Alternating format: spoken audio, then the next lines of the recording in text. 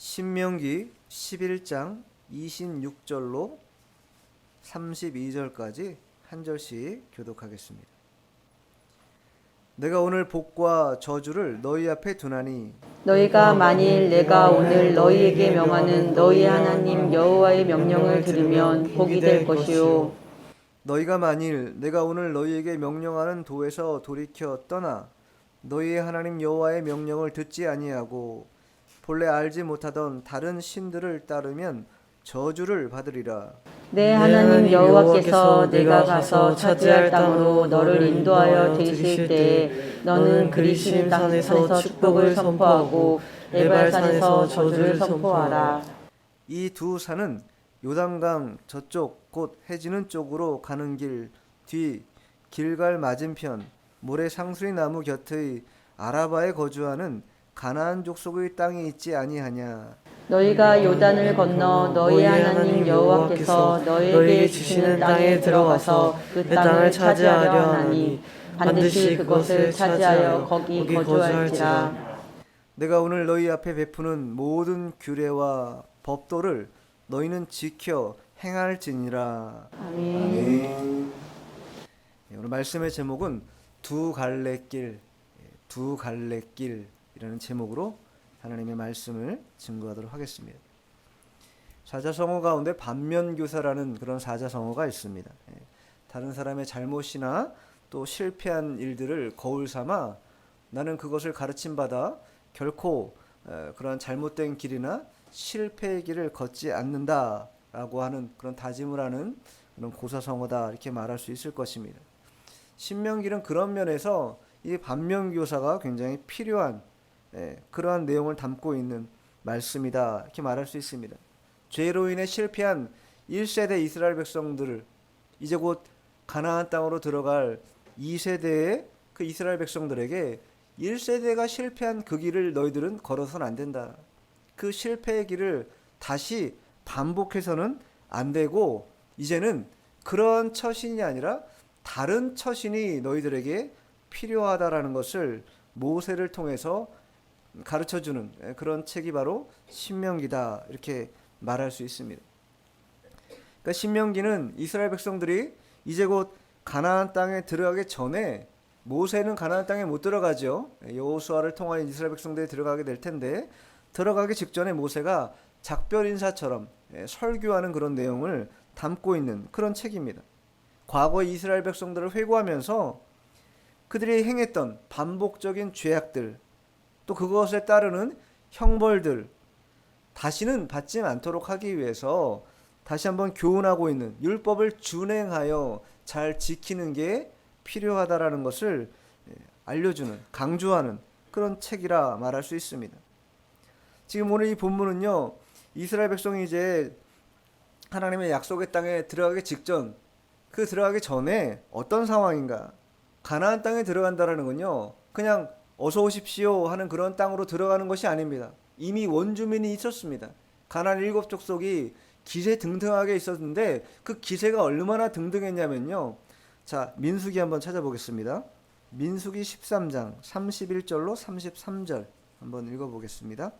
그와 함께 올라갔던 사람들은 이르되 우리는 능히 올라가서 그 백성을 치지 못하리라. 그들은 우리보다 강하니라 하고 이스라엘 자손 앞에서 그 정탐한 땅을 악평하여 이르되 우리가 두루 다니며 정탐한 땅은 그 거주민을 삼키는 땅이요 거기서 본 모든 백성은 신장이 장대한 자들이며 거기서 네피림 후손인 아낙 자손의 거인들을 보았나니 우리는 스스로 보기에도 메뚜기 같으니 그들이 보기에도 그와 같았을 것이니라. 자신들이 들어가야 될 그 약속의 땅 하나님의 땅임에도 불구하고 그들이 볼 때는 그들이 얼마나 강대한지 얼마나 크게 보이든지 자신들은 메뚜기 같은 존재다. 감히 어떻게 해볼 수 없을 만큼 위험천만한 땅이 바로 그 땅이다 여겼다라는 거예요. 그러한 마음으로 40년을 지금 지나고 이제 곧 이제 그 약속의 땅으로 들어가야 되는 그런 상황이었어요.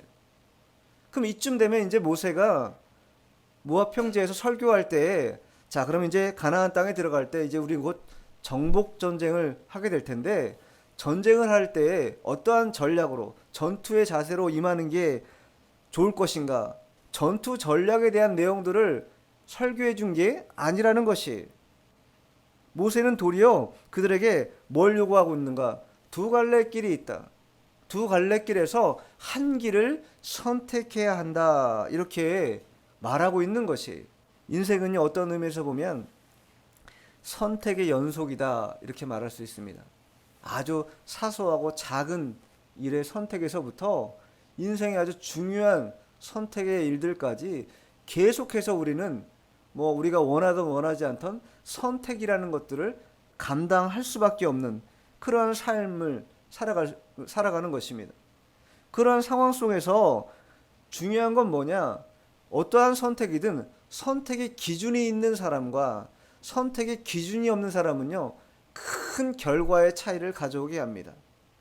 어떠한 선택이든 내가 그 기준을 확고하게 갖고 있다면 흔들림 없이 선택하고 나아갈 것입니다. 그러나 왜 많은 사람들이 선택이라고 하는 이 길가에서 우유부단하게 이것도 하지 못하고 저것도 하지 못하는가? 기준이 없기 때문에 그래요. 기준이 명확하게 내 심령에 자리하고 있지 않기 때문에 이걸 하면 어떻게 될까? 저걸 하면 어떻게 될까? 이걸 해도 불안할 것 같고 저걸 해도 불안할 것 같고 이것을 해도 잘 안 될 것 같고 저것을 해도 잘 안 될 것 같다. 그 양자 간에 갈등하다가 잘못된 선택을 하는 경우가 너무 많다라는 것이. 자, 그렇다면 우리가 선택의 기준에 있어서 항상 우리 편에서 볼 때 그 기준에서 선택이라는 건 무엇을 향한 선택이에요? 그게 어떠한 일이든 잘 되기를 원하는 마음으로 선택하는 것입니다. 잘 안 되는 걸 선택하는 사람은 아무도 없습니다.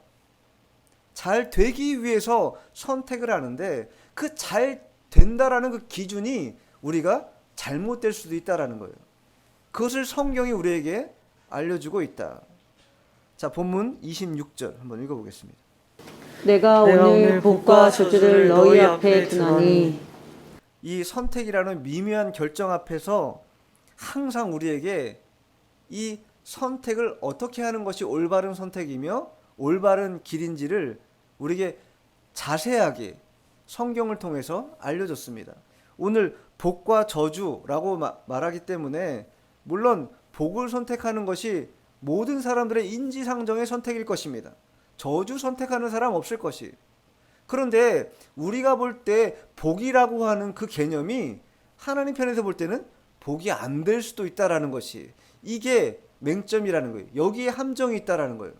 나는 그걸 복이라고 알고 선택했는데 가보니까 그게 복의 길이 아니라 저주의 길이 될 수도 있다라는, 즉 내 기준이 잘못되어서 선택된 그 선택이야말로 하나님이 보실 때는 잘못된 선택이었다라는 것을 증명하는 것이 삶 속에서 많이 나타납니다.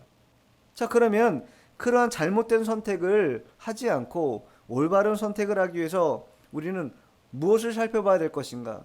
먼저 선택의 기준에 있어서 복의 기준이 뭐냐? 그러면 저주는 무엇이고 복은 과연 무엇인가? 이것을 잘 살펴볼 필요가 있다라는 거예요.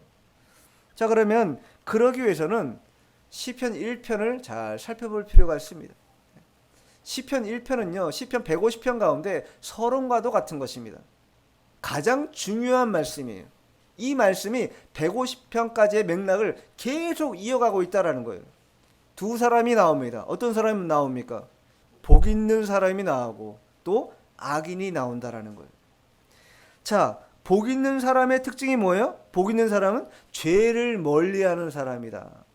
뿐만 아니라 하나님의 율법을 즐거워하며 그 율법을 주야로 묵상하는 사람이다.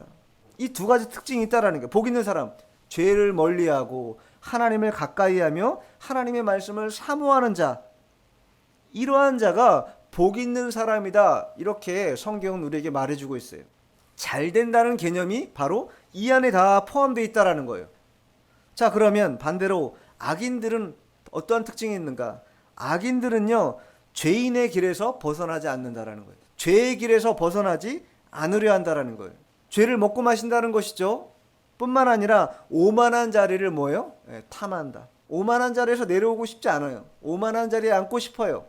권세 있는 자리에 앉고 싶어 한다라는 거예요. 이 얘기인즉슨 죄를 먹고 마실 뿐만 아니라 교만함을 품고 있는 자들, 그러한 자들이 악인이다 이렇게 말합니다. 그러나 그러한 자리에 있을 때는 결코 하나님의 뜻을 반영할 수 없고 심판의 자리에 놓이게 될 수밖에 없다. 망하는 길이라는 거예요. 자, 그러한 개념이 우리 속에 있어야 복이라는 게 무엇인가? 복이라는 게 세상에서 말하는 부귀영화를 다 누리고 천수를 누리고 이런 게 복이 아니구나. 짧더라도 언제나 죄를 멀리하고 하나님을 가까이 모시며 하나님의 말씀을 언제나 기뻐하고 즐거워하고 들은 대로 순종하려는 그런 마음을 먹는 것이야말로 참으로 복이 있는 삶이구나라는 개념이, 그 기준이 우리 속에 있어야 된다라는 거예요. 그게 있는 것과 없는 것은 상당히 많은 차이가 있다. 그래서 오늘 본문으로 돌아와서 내가 오늘 복과 저주를 너희 앞에 뒀다. 두 길이 있다라는 거예요. 복의 길이 있고 저주의 길이 있다. 복의 길이라는 게 뭐겠습니까? 그러면 시편 1편의 기준으로 볼 때 복의 길이라는 건 하나님의 말씀을 잘 듣고 순종하는 것. 그러면 뭐가 임한다라는 거예요? 복의 길이 임한다라는 거예요. 복이라는 게 뭐예요? 하나님의 은혜가 충만히 임하는 게 복입니다. 다른 복을 많이 받아봤습니다. 저도 많이 받아봤고 여러분도 많이 받아봤을 것이라 생각됩니다. 그러나 하나님의 은혜만큼 충만한 복이 결코 없다. 그 은혜야말로 바꿀 수 없는 복이다 말할 수 있습니다. 반면 저주라는 것은 불순종할 경우에 생겨나는 그런 징벌이다라는 것이죠. 따라서 이제 2세대들이 가나안 땅으로 들어가기 전에 모세를 통하여 이 복과 저주의 길이 너희 앞에 놓여 있는데 너희들은 어떠한 것을 선택할 것이냐? 순종의 삶을 통하여 하나님의 말씀을 잘 듣고 순종의 삶을 통하여 하나님의 축복을 계속 누릴 것이냐?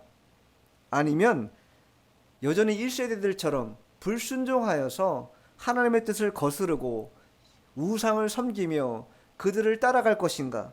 그 선택이 어디 앞에 놓여 있다라는 거예요? 우리 앞에 놓여 있다라는 거예요.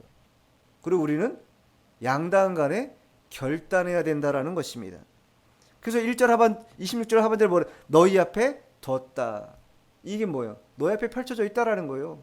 그 펼쳐져 있는 길 가운데 한 길은 걸어야 하고 한 길은 걷지 말아야 되는 길이라는 것이, 하나님께서 우리에게 순종을 원하신다라는 거예요. 그런데 그 순종을 원하시지만 그 순종이 강압적이거나 타율에 의해서 강제된 순종을 원하지 않으신다. 그 양자의 길 가운데서 우리 스스로가 하나님을 사랑하는 그 마음으로 자원하여 자발적으로 그 순종의 길을 택하기를 원하신다라는 것입니다. 반면교사로 삼을 한 인물이 있는데 그가 누구인가? 사울이다. 사울은요, 저주를 받은 인생이었습니다. 왜 그가 저주를 받았는가? 선택의 기로에서 하나님을 기쁘시게 하는 선택, 즉 하나님의 말씀을 듣고 그 뜻대로 그냥 순종하는 길을 선택했다면 복을 받는, 왕으로서 복을 받을 뿐만 아니라 영혼으로서도 복을 받는 자가 되었을 것인데 순종의 길을 선택하지 않고 불순종의 길을 선택했다라는 거예요. 왜 불순종의 길을 선택했냐면요, 하나님의 말씀보다 자신의 만족을 더 추구했다라는 거예요. 자기가 만족하는 거를 더 추구했기 때문이에요. 하나님의 말씀은 더 멀리 있고 자기가 누려야 될 것들이 바로 내 코앞에 있다라는 것을 인식하자마자 그것을 거두절미하지 않고 덥석 물어버렸다라는 거예요. 그게 무엇입니까? 덫이죠, 덫. 자, 사무엘상 한번 찾아보겠습니다. 사무엘상 15장 11절 하고 19절 두 절 읽어볼 텐데 먼저 11절 먼저 읽어보죠. 내가 사울을 왕으로 세운 것을 후회하노니 그가 돌이켜서 나를 따르지 아니하며 내 명령을 행하지 아니하였음이니라 하신지라. 사무엘이 근심하여 온 밤을 여호와께 부르짖으니라. 사울을 왕을 세운 걸 하나님 후회하셨다는 거예요. 왜 후회했는가? 내 명령을 행하지 아니했다. 이게 뭐예요? 아말렉을 진멸하고 그 모든 것들을 다 진멸하라고 명령하셨음에도 불구하고 그가 어떻게 합니까? 진멸하지 않아요. 자, 19절도 한번 읽어보죠. 어찌하여 왕이 여호와의 목소리를 청종하지 아니하고 탈취하기에만 급하여 여호와께서 악하게 여기신 일을 행하셨나이까. 여호와께서 악하게 여기시는 것, 무엇을 악하게 여기신다는 거예요? 불순종하는 것을 악하게 여기신다라는 거예요. 근데 사울은 그 불순종이라는 것을 알면서도 뭐 한 거예요? 앞에 있는 탈취, 전리품을 수습하고 자기 것으로 챙기는, 자기 만족을 추구하는 그런 일에 연연하다 보니까 순종의 길을 가지 못하고 불순종의 길을 가게 된 것이다. 진멸하라는 건요, 하나도 남기지 말라라는 거예요. 모든 생명을 끊으라는 것입니다. 왜 진멸하라고 말씀하셨는가? 진멸이라는 건요, 헤렘인데, 헤렘을 왜 명령하시냐? 금기가 있다라는 거예요. 금하는 것이 있다라는 것입니다. 하나님이 강한 어조로 금하는 이유가 뭐냐면, 인간은요, 본성적으로 본성을 따라가는 일들이 많습니다. 실제로 아말렉을 진멸하라고 할 때 사람이든 뭐 소든 양이든 어떤 가축이든 하나도 생명이 남아있지 않도록 하라는 거예요. 그러면 인간적인 마음으로 볼 때, 아이 그래도 그렇지, 어떻게 애기 같은 이렇게 귀여운 아이, 이 생명 있는 어린아이를 어떻게 우리가 죽일 수 있는가? 그리고 사울이 범했던 것처럼, 이렇게 살지고 좋은 있는 가축들은, 짐승들은 잘 남겼다가 요긴하게 잘 쓸 수도 있는데 왜 이걸 진멸하라고 하시는가? 이게 뭐예요? 이것이 우리 인간이 갖고 있는 기본적인 본성이라는 거예요. 하나님은 그 기본적인 본성까지도 금하는 헤렘을 통해서 하나님의 말씀에 순종하는가 그렇지 않은가를 보고자 하시는 그러한 명령을 사울에게 내린 것이. 근데 사울은 본성을 이기지 못하고 뭐 한 거예요? 헤렘의 명령을 지키지 못했어요. 성경에 뭐라고 나옵니까? 탈취하기에만 급하여. 전리품을 막 손에 막 챙겨서 내 것으로 만드는 데만 급급해가지고 하나님의 말씀이 무엇이었는지 생각조차 하지 않았다라는 것이. 이러한 길이야말로 어리석은 길이요, 죄악의 길이라는 것입니다. 하나님께 바쳐진 것은요, 헤렘이라는 건 다 하나님께 바쳐진 것이잖아요. 그런데 지금 사울이 뭐 하고 있는 것입니까? 하나님께 바친 것을 자기 것으로 삼는 것이죠. 이 얘기인즉슨 용도 변경을 하고 있다라는 거예요. 하나님의 것인데 자기 것으로 용도 변경하려고 하고 있다라는 거예요. 그러나 하나님은 절대 그것을 간과하지 않으신다. 그대로 묵과하지 않으시고 반드시 그것에 대한 대가를 받게 하신다라는 것이. 사울이 범했던 이러한 욕심의 근원은 무엇입니까? 물욕이죠, 물욕. 물욕을 이기지 못한 것이.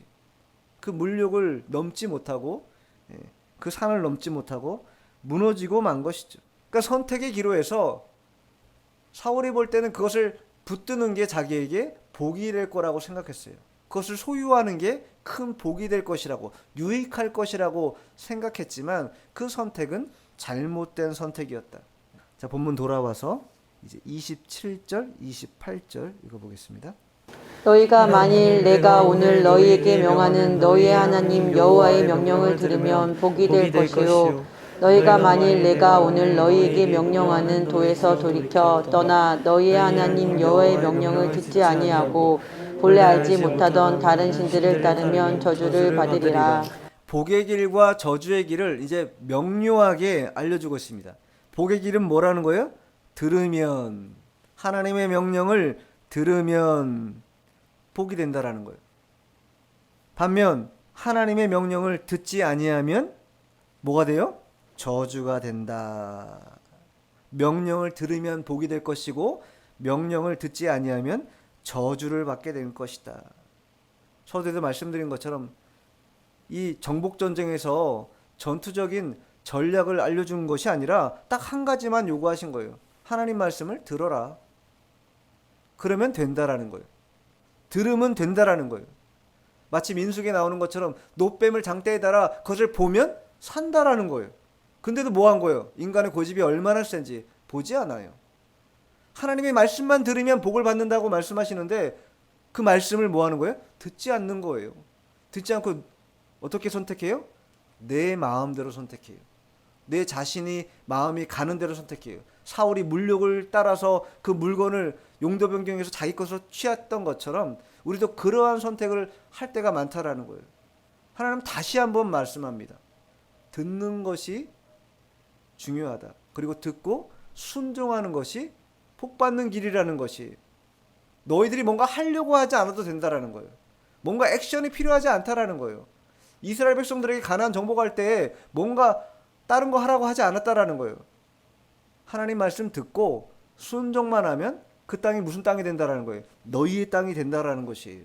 이 복과 저주라는 이 선택의 기로에서 만일 제가 여러분들에게 물어보겠습니다. 여러분 복을 선택하시겠습니까? 저주를 선택하시겠습니까? 묻는다면 10의 10은 뭘 선택한다고 얘기하겠습니까? 복을 당연히 선택한다고 하겠죠. 누가 자기 인생이 저주받는 인생이 되기를 원하겠어요.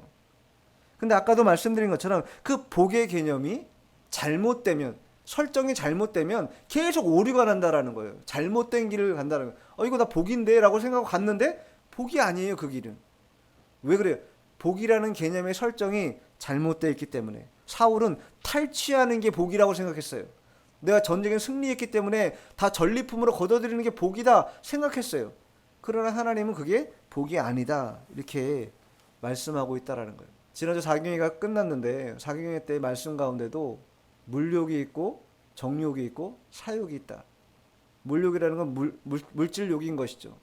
목사님들이 이 물질욕 욕심을 넘어가지 못하는 경우가 있다. 첫 번째 단계가 그렇다. 두 번째 단계는 이성적인 정욕을 넘어가지 못하는 단계가 있다. 세 번째는 사욕이라고도 하는데 명예 영광심, 이거 못 넘어가는 그런 목사님들이 상당히 많다. 이렇게 한 목사님께서 말씀해 주셨어요.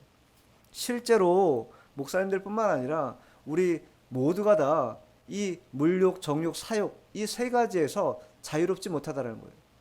요한일서 2장에 나오는 말씀 그대로죠. 육신의 정욕, 안목의 정욕, 이생의 자랑. 이게 다 뭐예요? 물욕, 정욕, 사욕이죠. 이거를 못 넘어간다라는 거예요. 그리고 사람들이 이것을 뭐로 여겨요? 복으로 여긴다라는 거예요. 이게 복이라고 생각한다라는 거예요. 그러니 세팅이 잘못됐기 때문에 그 복을 따라가다 보니까 결국 종착점에 가서 보니까 이게 뭐예요? 결국 와보니까 이게 복이 아니었네. 그때는요 후회해도 돌이킬 길이 없다라는 거예요. 그러니 시편 1편에 복 있는 자에 대해서 하나님께서 말씀해 주신 것처럼 세팅을 잘해야 된다는 거예요. 처음부터. 복이라는 게 뭐냐? 복의 개념이 뭐냐? 간단히 말하면 오늘 신명기 말씀으로 말하면 하나님의 말씀을 잘 듣고 잘 순종하는 게 복이라는 것이에요. 반면에 저주받는 길은 무엇이냐? 하나님의 말씀을 듣지 않고 불순종하고 자기 마음대로 살아가는 것, 그것이야말로 저주의 인생길이다 이렇게 말할 수 있는 것입니다. 실제로 구약시대는요 이 복의 개념이 실제적인 물질로 이해되는 경우가 왕왕 있었습니다. 아브라함도 그렇죠, 이삭도 그렇죠, 야곱도 그렇죠. 물질의 복을 엄청나게 많이 받았습니다. 오늘 이 신명기도 나오는데, 자 신명기 오늘 본문 아닌데 13절로 15절까지 한번 읽어보죠. 내가 오늘 너희에게 명하는 내 명령을 너희가 만일 청종하고 너희 하나님 여호와를 사랑하여 마음을 다하고 뜻을 다하여 섬기면 여호와께서 너희의 땅에 이른 비 늦은 비를 적당한 때에 내리시리니 너희가 곡식과 포도주와 기름을 얻을 것이요 또 가축을 위하여 들에 풀이 나게 하시리니 내가 먹고 배부를 것이라. 내 명령을 잘 따르면 내가 먹고 배부를 것이다. 구약 시대에는 실제적으로도 이 물질적인 그런 복을 받는 게 하나님의 복 받는 일이다 이렇게 표현하는 그런 부분이 더러 있다라는 거예요. 그러나 신약 시대에 와서 이 복의 개념은 단순히 물질의 복이 다냐? 결코 그렇지 않다라는 거예요. 물질의 복을 받는 게 내 복의 개념이라고 세팅이 되어 있는 순간 우리는요 잘못된 길을 걸어갈 수 있다. 그 양갈래 길에서. 그러면 신약 성경에서 말하는 그러한 복이라는 것, 영적인 복이라는 건 과연 무엇인가? 자, 누가복음에 보면 잘 나와 있는데 누가복음 12장 21절. 자기를 위하여 재물을 쌓아두고 하나님께 대하여 부요하지 못한 자가 이와 같으니라. 자기를 위하여 재물을 쌓아두고 하나님께 대하여 뭐하지 못한 자예요? 부요하지 못한 자. 그러한 자가 복을 받지 못하는 자라는 거예요. 그럼 반면 복을 받는 자는 뭐예요? 하나님께 부요한 자가 복 받는 자라는 거예요. 하나님께 부요한 자, 신앙에 부요한 자, 영적으로 부요한 자가 복을 받는 자라는 거예요. 만약에 그러한 개념이 없었다면 시편 1편이 복 있는 사람은 뭐라고 하겠어요? 세상에 돈을 많이 벌거나 좋은 위치에 가거나 명예를 따라가거나 이렇게 따라가라고 말했을 것입니다. 그러나 그렇지 않다라는 거예요. 복의 개념이라는 것은 언제나 하나님을 부요하게 하는 것, 그것이 가장 큰 복이 된다라는 것입니다. 그 개념을 우리는 설정해야 된다라는 거예요. 그 개념을 설정하고 한 걸음씩 나아가야 하나님께서 나머지 것도 다 채워주신다고 하신 그 약속의 말씀을 우리가 따라가게 되는 것이죠. 자, 한 군데 더 찾아보겠는데 이번엔 야고보서 한번 찾아볼게요. 야고보서 2장 5절 한번 찾아보겠습니다. 내 사랑하는 형제들아 들을지어다. 하나님이 이 세상에서 가난한 자를 택하사 믿음에 부유하게 하시고 또 자기를 사랑하는 자들에게 약속하신 나라를 상속으로 받게 하지 아니하셨느냐. 하나님께 부요한 자, 믿음에 부요한 자, 그러한 자들이 이 땅에서 복이 있는 자들이다. 왜? 그들이 약속의 나라를 상속받은 자들이기 때문에. 약속의 땅을 상속받은 자들이기 때문에. 구약의 이스라엘 백성들이 가나안 땅에 들어간 게 뭐예요? 상징인 것이죠. 신약시대의 하나님의 백성들이 하나님 나라 들어가는 것과 똑같은 것이죠. 그래서 우리가 요단강 건너간다고 하지 않습니까? 하나님 나라 갈 때 비록 이 땅에서는 가난하고 어렵고 헐벗고 힘이 든다 할지라도 믿음에 부요하고 하나님께 부요한 자들은 약속을 이미 받은 자라는 것이, 또 그러한 자는 복이 있는 자라고 성경이 우리에게 말해주고 있다. 이 복의 개념을 우리는 우리 심령에 설정해야 된다는 거예요. 세팅해야 된다는 거예요. 이 세팅이 잘못되면 자꾸 세속적이고 물욕과 정욕과 사욕을 따라가는 것으로 내 마음의 복의 개념을 채워넣기 시작하면 결국은 두 갈래 길에서 오늘 나중에 본문에도 하겠지만 그리심산에서의 그 선포를 하지 못하고 에발산에서의 그 선포를 따라갈 수밖에 없는 것이다. 자, 본문 돌아와서 29, 30절 읽어보겠습니다. 내 하나님 여호와께서 내가 가서 차지할 땅으로 너를 인도하여 들이실 때 너는 그리심 산에서 축복을 선포하고 에발산에서 저주를 선포하라. 이 두 산은 요단강 저쪽 곧 해지는 쪽으로 가는 길 뒤 길갈 맞은편 모래 상수리 나무 곁에 아라바에 거주하는 가나안 족속의 땅에 있지 아니하냐. 하나님께서요 모세에게 하나님의 말씀을 잘 듣고 순종하는 것이 복이고 그와 반대로 행하는 것이 저주이다, 이렇게 말씀만 하고 그치지 않았다는 거예요. 실제로 용례를 보여주시는 거예요. 자, 그래? 그러면 이렇게 해라. 이스라엘 백성의 12지파 가운데 그 6개 지파는 어디로 올라가라는 거예요? 그리심산에 올라가라. 그리고 거기서 뭘 하라는 거예요? 누가 축복을 선포해요? 레위 사람들이 축복을 선포하면 백성들 뭐라고 답하라는 거예요? 아멘으로 화답하라는 거예요. 또 다른 6개 지파는 어디로 올라가라는 거예요? 에발산으로 올라가라는 거예요. 하나님께 저주를 선포하는 말씀을 레위인들이 하면 그 백성들이 듣고 다 뭐 하라는 거예요? 그 저주의 말씀을 듣고 난 다음에 아멘이라고 해야 된다라는 거예요.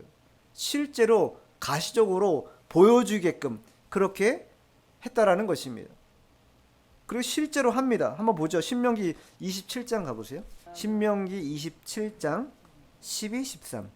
너희가 요단을 건넌 후에 시므온과 레위와 유다와 이사갈과 요셉과 베냐민은 백성을 축복하기 위하여 그리심산에 서고 르우벤과 gad과 아셀과 스불론과 단과 납달리는 저주를 위하여 에발산에 서고. 실제로 그렇게 하라고. 너희들이 이제 곧 가나안 땅 들어가기 전이지 않습니까? 들어가게 되면 이렇게 해라. 왜? 백성들에게 뭘 보여주는 거예요?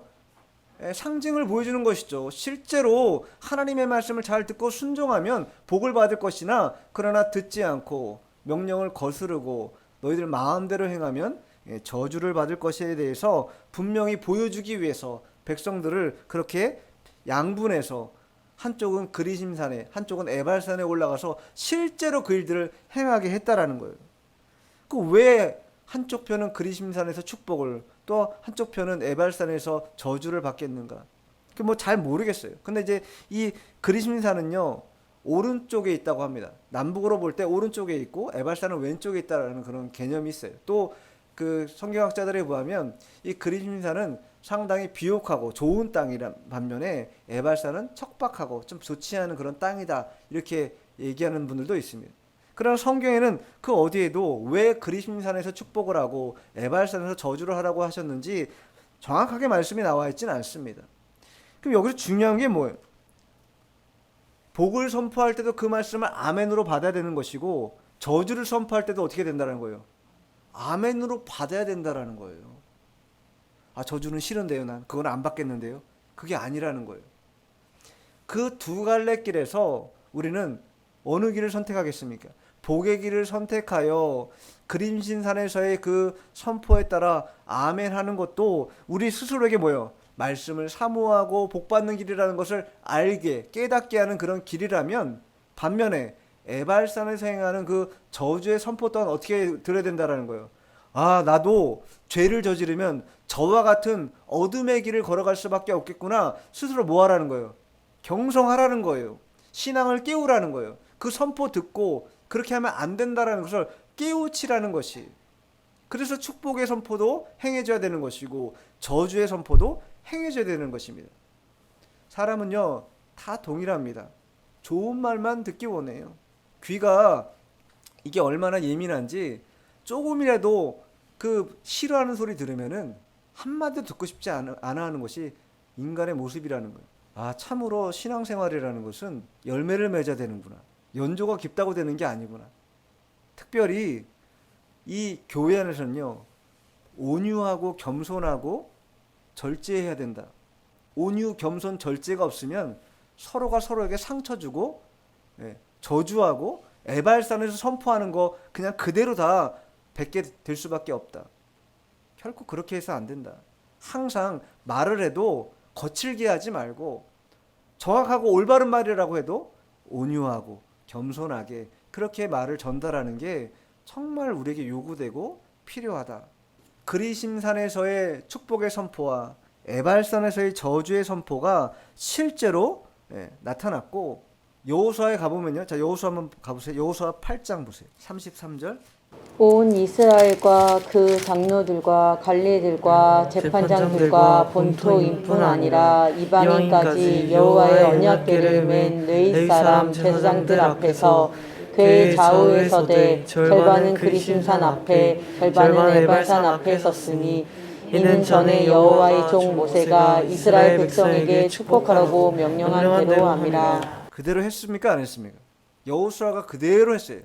백성들을 양분해가지고 한쪽 편은 그리심산 앞에 한쪽 편은 에발산 앞에 서게 해서 모세가 우리에게 알려준 하나님의 말씀을 듣고 순종하는 것이 얼마나 중요한지, 또 저주받는 그 하나님의 말씀을 듣고 아, 우리 또한 언제든지 실수할 수 있는 미력한 자라는 걸 깨닫고 우리의 신앙을 경성하여서 하나님의 말씀에 잘 순종해야 되겠다는 그런 결의를 다지는 그런 일들을 실제로 행했다라는 거예요. 그 뒤에서 34절 뭐야? 그 후에 여호수아가 율법책에 기록된 모든 대로 축복과 저주하는 율법의 모든 말씀을 낭독했다. 축복하는 말씀만 행한 게 아니라는 거예요. 저주의 말씀도 낭독했다라는 거예요. 왜? 잘못된 길을 걸어가면 반드시 저주를 받을 것이다라는 것을 알려주기 위해서. 그 양갈래 길에서 우리는 무엇을 선택할 것인가? 두 갈래 길 가운데 어떠한 선택을 해야 될 것인가? 자명하게 나오는 것입니다. 자, 본문 돌아와서 마지막 31절 32절 읽죠. 너희가 요단을 건너 너희의 하나님 여호와께서 너희에게 주시는 땅에 들어가서 그 땅을 차지하려 하나니 반드시 그것을 차지하여 거기 거주할지라. 내가 오늘 너희 앞에 베푸는 모든 규례와 법도를 너희는 지켜 행할지니라. 여기 32절에 내가 오늘 너희 앞에, 오늘 너희 앞에, 오늘이라는 건요 히브리어 하욤인데 날이라는 개념입니다. 날. 그러니까 순종이라는 것은, 하나님의 말씀을 듣고 순종한다라는 것은 내일로 미룰 수 있는 일이 아니라는 것이, 오늘 해야 될 일이라는 거예요. 바로 지금 해야 될 일이라는 거예요. 내일로 미룰 수 있는 그런 성질의 것이 아니라 하나님의 말씀의 순종은 오늘 지금 바로 시행해야 된다라는 거예요.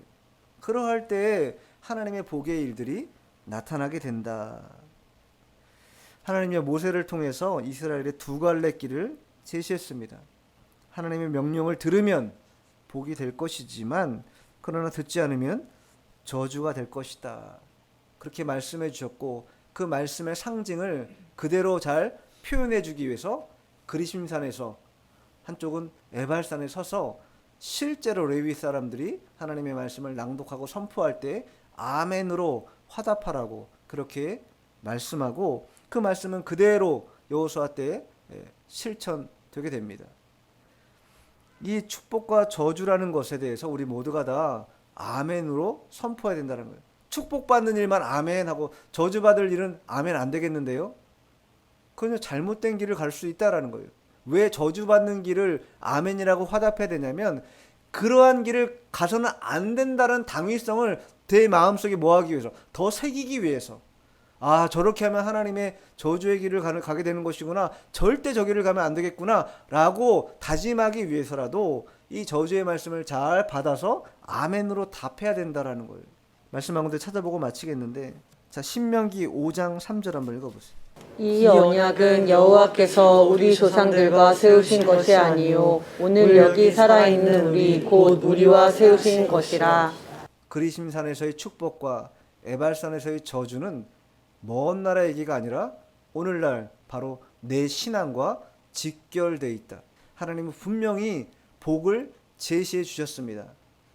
우리가 복의 개념을 어떻게 세팅할 것인가 그 설정 여하에 따라서 너무나 많은 잘못된 길을 양산할 수 있다는 것을 우리가 알고 하나님의 복받는 길을 걸어가는 우리 모두가 되어야 되겠습니다. 기도하겠습니다.